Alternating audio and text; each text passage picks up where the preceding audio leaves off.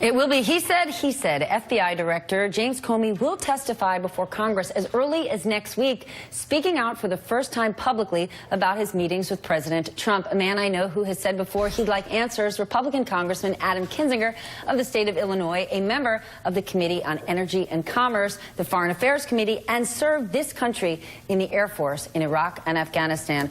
Congressman James Comey next week, do you expect him to confirm reports that President Trump influenced him to lay off the Mike Flynn investigation? Well, I don't know what to expect. That's why I want to see his testimony. You know, I've said my concern with what's going on is everybody takes any piece of information and they put it through a preconceived partisan notions now. So, you know, some on the right immediately yell that everything's fake news. Some on the left immediately yell impeachment. And I think we just want an answer. We need to know. And again, my concern is not about 2018. It's not about 2020. My concern is about the stability of the institution of democracy. And we need to get to where people trust that leaders will be held accountable. And, you know, if there are false accusations, that those will be held accountable. And so I just want to know from Director Comey what exactly happened, and we can move forward legally or whatever to figure out what the options are after that. Then if everyone needs to get out of their partisan corners, open their minds, their hearts, was it the right move for your colleague, Devin Nunes, to subpoena intelligence agencies in order to look into this unmasking issue right at this time? You know, look, I know Devin Nunes to be an honorable person. I haven't talked to him about this, and I don't know any more information than what's being reported. I do know the unmasking issue is an issue that needs to be needs to be looked at, but it shouldn't be at the expense of the overall Russia investigation, too. We need, again, no matter where you're at on this, and people can have different political opinions. I mean, I'm a partisan Republican, but when it comes to the broader institution of democracy, protecting our election system, we need answers all together, finding out what's going on, and then we can make decisions after that. Then with democracy first, what concerns you more? Possible collusion or violations in unmasking? Oh, I think, well, they're both important, but I think what would concern me more in terms of protecting democracy is if, in fact, a foreign power had any success at co-opting anybody in a future administration. We don't know.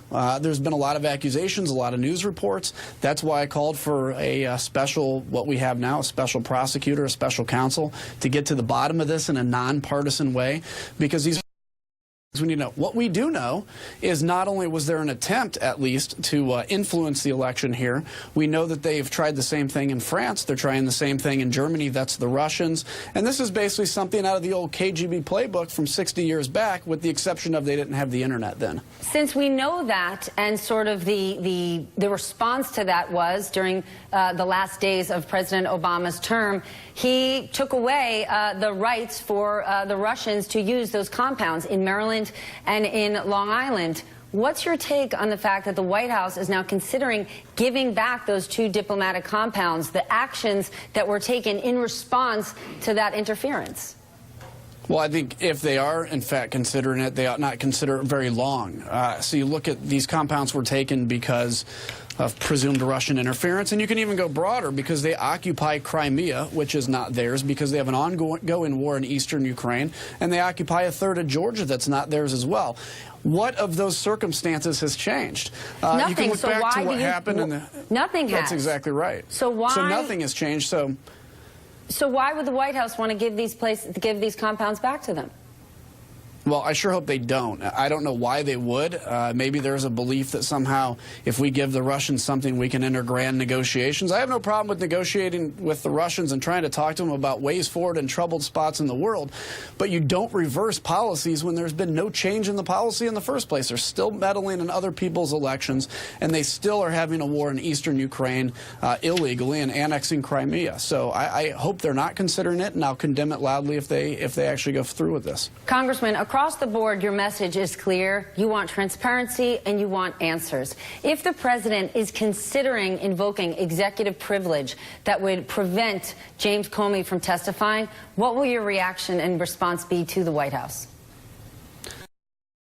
Well, I won't be happy about it. I think James Comey is now out of office. He was fired. And so whether that shield can protect him or not, I don't know legally.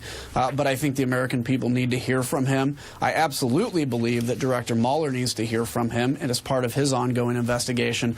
So I hope executive privilege isn't invoked. Look, this isn't throwing stones at the president. It's not throwing stones at people on the other side of the party. This is just saying whatever happened, happened. There's truth here. There's a reality. We don't know what that is. We need to find out what that is for the sake of not the next election. Let's get out of this next election cycle that we're in, but for the sake of our democracy, because we have record low approval ratings and faith in the democracy today. And that's concerning to me, not, again, just for the next election, but for long-term stability of our country. I want to talk about the Paris Accord for a moment. You know, it's a common misconception, this idea that, well, if you want to stay in Paris, that means you believe in climate change and you want to protect things, and if you want to get out of it, you're a climate change denier. That is not the case.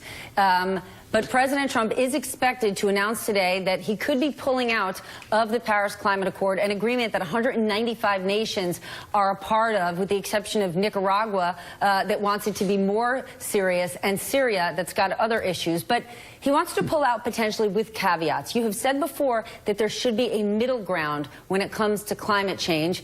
And you've got 4 nuclear power plants in your district alone, along with windmills, hydropower plants. Should the U.S. pull out of the deal with caveats?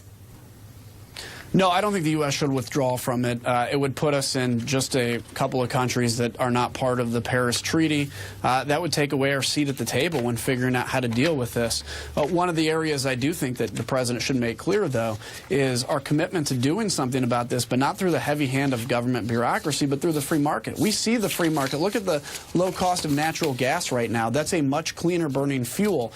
The market has helped to that now kind of take over. You look at nuclear power, extremely important to my district. That has absolutely zero carbon output, but produces huge baseload power. So there's ways we can move forward on this, I think, without pulling away from the treaty, and not just putting ourselves in a very small group of people that aren't part of it, but also, frankly, sending a very bad message, I think, to the rest of our allies. But we can do this in a way that, as a Republican, I think, you know, the free market can help solve this problem through incentives and otherwise. All right, Congressman, thanks so much for your time this morning. I appreciate it.